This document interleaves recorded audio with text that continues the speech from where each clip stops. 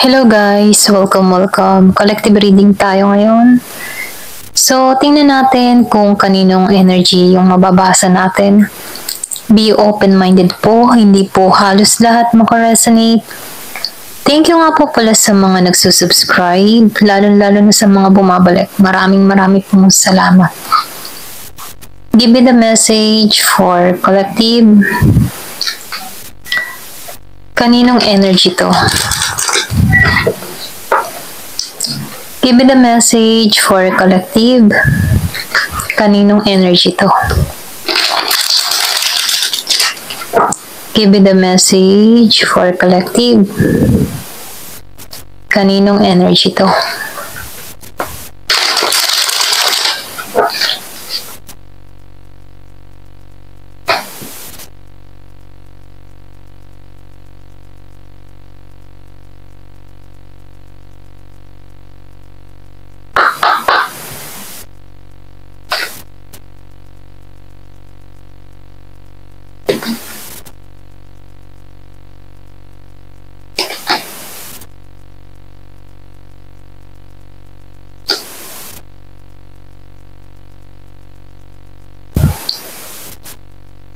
Nakikitaan ko dito, no?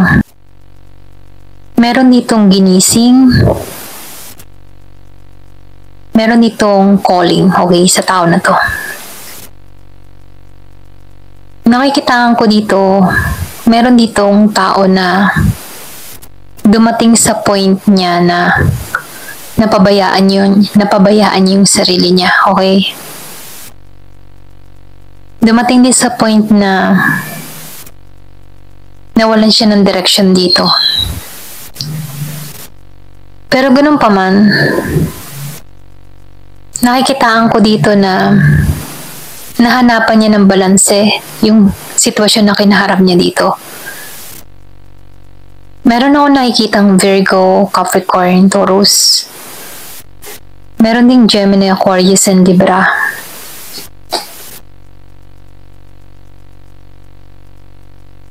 So, nakikitaan ko rin dito, meron ditong tao na ginusting, inabandona, iniwan ng walang paalam. Nakikita ko dito na binigay ng tao na to lahat sa tao na to, okay? Sa person niya. Binigay niya yung kanyang pagmamahal, abot ng kanyang makakaya. Pero, binaliwala siya dito, okay? So, calling to sa tao na to, ito yung mensahe, calling to sa kanya. Pwedeng ginigising, kinakatok, na trabahuin niya yung sarili niya dito, okay? Nakikitaan ko dito, magsisimula muli itong tao na to, okay? Mag-uumpisa siya sa kanyang mga pangarap, sa pagbalanse ng sitwasyon, or maging sa kanyang emotion, okay? Pinag-aaralan ng tao na to kung paano ibibigay sa tamang tao, okay? Parang pinag-aaralan niya yung emotion niya dito. Kung sino lang yung kanyang bibigyan ng oras dito, okay? Kasi itong tao na to, natutunan ng tao na to yung self-worth, okay? Meron akong nakikitang balita dun sa iba. Merong good news na parating sa iba na maghahatid sa'yo ng malaking tagumpay, okay? Kung sino man to. Yung iba sa inyo, meron kang mababalitaan. Pwedeng karera to, trabaho, about sa trabaho. Or pwede rin sabihin meron kang mga iniintay na dokumento na kung saan ikatutuwa mo to, okay? So, nafe-feel ko dito, yung iba sa inyo, merong tagumpay eh. Meron ako nakikitang tagumpay pagdating sa pera. May babalik mo muli dito yung iyong authority. Kumbaga, nakikitaan ko dito yung hahangaan ka ng tao, igagalang ka ng tao, na kung saan before, hindi mo nakuha yung simpatsya nila dito, okay? So, nafe-feel ko dito meron kang i-build sa sarili mo. Meron kang gagawin sa sarili mo. Meron kang bubuuin muli sa sarili mo. Nakikitaan ko dito yung determinasyon mo sa pagtatagumpay, okay? Yung iba sa inyo, nakikita ko dito, nakapokus ka sa mga pangarap mo. Kumbaga, sinisiksik mo sa isip mo, magtatagumpay ako. Ganon, okay? Kung sino man to.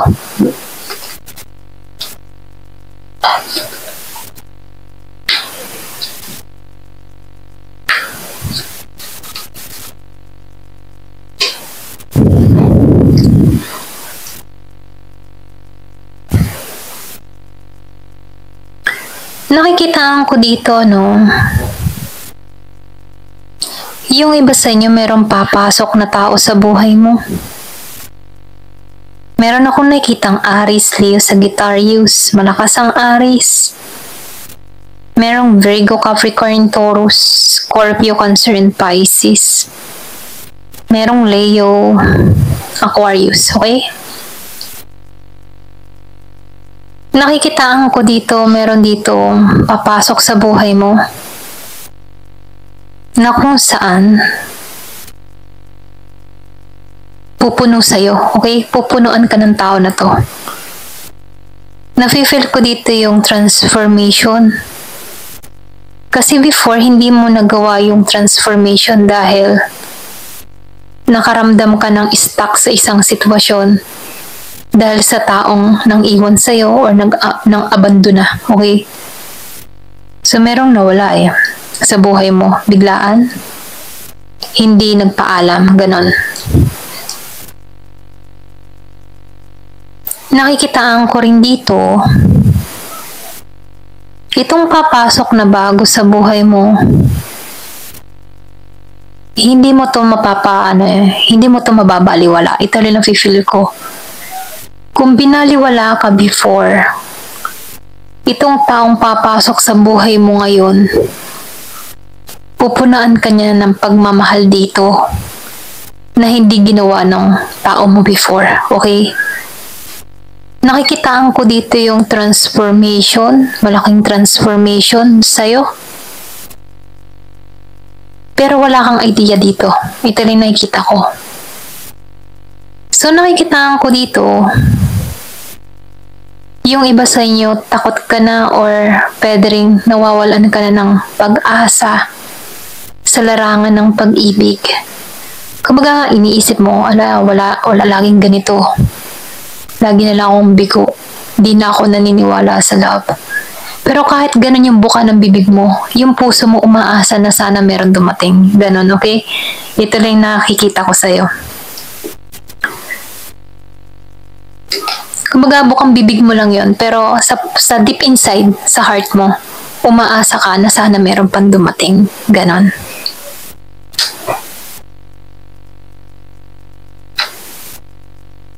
So, nakikitaan ko rin dito, no? Meron dito kang tao na nakadiling na pati mismo family niya, okay? I think pasto. Mismong family niya, pinagkaitan ka, okay? Pwedeng kapamilya, kaibigan, kumaga katrabaho, parang pinagkaitan ka dito. Pwedeng siniraan ka, hindi ka tinarato ng maayos, or pwede rin inutakan ka, pinirahan ka. Ganon ito rin nakikita ko.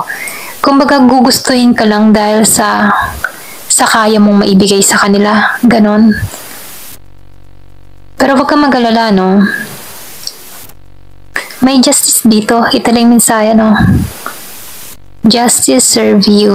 Kumbaga, nakikitaan ko dito na papabor sa yung hustisya, okay? Kasi nakikitaan ko dito na naisahan ka, okay? Meron ako nakikitang Year of the Dog.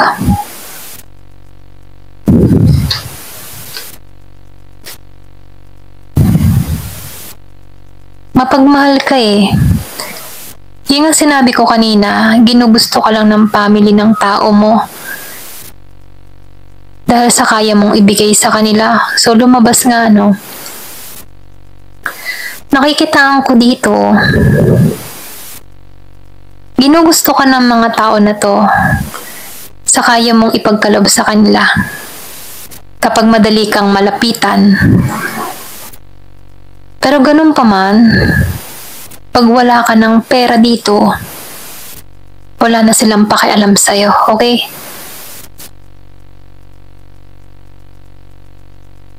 Nakikitaan ko rin dito, no? Dumating sa buhay mo na as in wala ka, ganun. Pero nakikitaan ko dito, meron kang kapamilya mo, sarili mong pamilya, yung nagbigay ng lakas ng loob sa'yo para lumaban dito, ganun. Yung pamilya ng tao mo dito, inalipusta ka dito. Ito lang nakikita ko, no? Pero naka-move on ka dito. Inalisan mo to. Okay?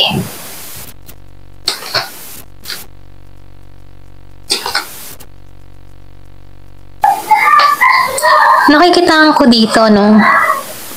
Kahit marami kang mga pinagdaanan sa buhay, andun yung sigla mo. Andun yung pagtingin mo sa hinaharap na may maganda pang mangyayari sa'yo. Hindi ka nawawalan ng pag-asa na kahit nakakaranas ka ng kabiguan, hinahanap mo yung positive side na meron at meron pang darating sa'yo, okay? Ito yung mga katangian mo na nawala sa tao mo, okay? Or ito yung mga katangian mo na hindi nakita ng person mo sa'yo. So, nakikitaan ko dito magtatagumpay ka. Merong renewal na mangyayari sa'yo. Merong biglaang magaganap sa'yo. Nakikitaan ko dito, meron dito mag-glow, okay? Yung bang tipo na may babalik niya yung kanyang kagandahan, kagwapuhan, okay? Meron ditong malakas ang karisma. Malakas ang sex appeal. Nakikitaan ko din dito energetic ka. Masayahin ka, masiglahin ka. Kahit may mga negative or toxic na tao sa paligid mo, kaya mo tong i-handle at kaya mong protektahan yung emotion mo, okay?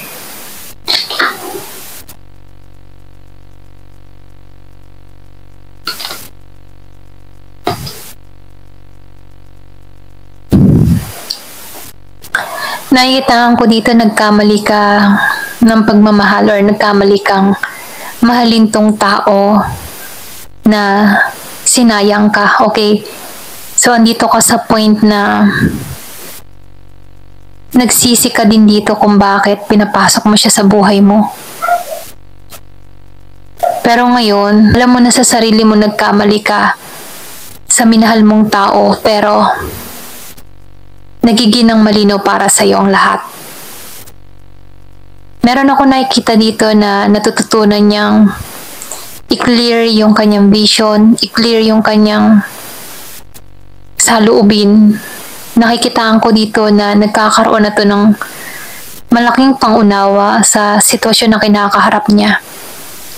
Tanggap niya na dito na nagkamali siya ng taong minahal, pero hindi siya nagkakamali na buuin muli ang sarili niya. Ganon. Okay? Ito rin nakikita ko, no? Kung kanino man to. So, nafe-feel ko dito yung matinding emotion mo sa pagnanais mo na magtagumpay sa sitwasyon na kinakaharap mo. Kung ano man yung mga pinaplano mo, binabalak mo, andin yung determinasyon mo sa kagustuhan mong magtagumpay. Ganon, okay? Ito lang nakikita ko. Ayan. Thank you for watching. Love and peace.